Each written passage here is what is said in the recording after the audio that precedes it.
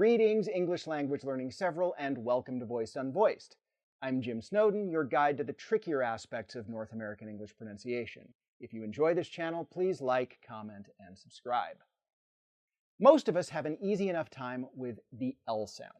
Tip of the tongue goes to the tooth ridge, air flows around it. It's easy for some, harder for others. But even among English speakers, the assumption is that it's the only L sound we use. But it's not.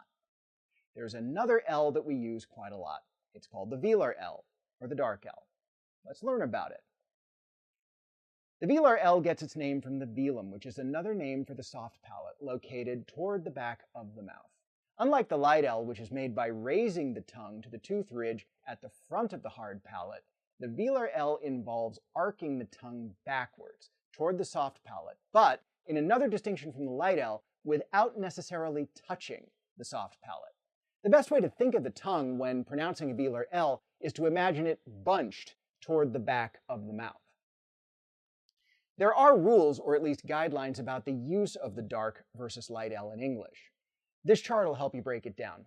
As you can see, light L's are most common with the ly suffix, as in timely or lightly. If the L is the first sound of a word, it's also more likely to be light. Velar-l's are more common when the L is the last sound of the word, as in ball or fuel, or as part of the final consonant cluster, as in bulk or milk. If you're wondering about the words between these two extremes, there's some variability among English speakers when it comes to the use of the light and dark L. Some use light L more, others dark. If you have a hard time distinguishing light L from dark L based on sound, you're not alone.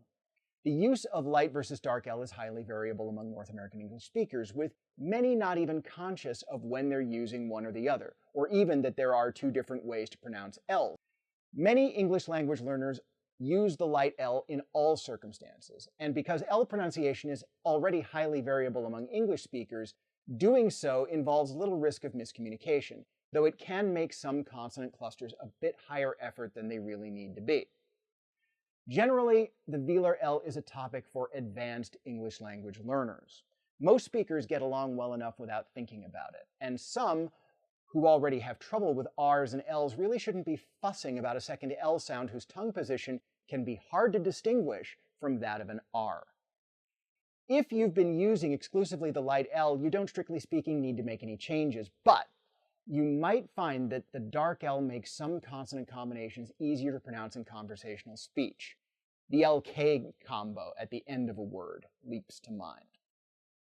If you enjoyed this little explainer and tried to challenge yourself by working out which L's I used within this very sentence, feel free to like, comment, subscribe, and click the bell for alerts to future videos. And if you have a question about English pronunciation, leave it in the comments. I'll answer my favorite question in the next video. Until we meet again, thank you for your kind attention.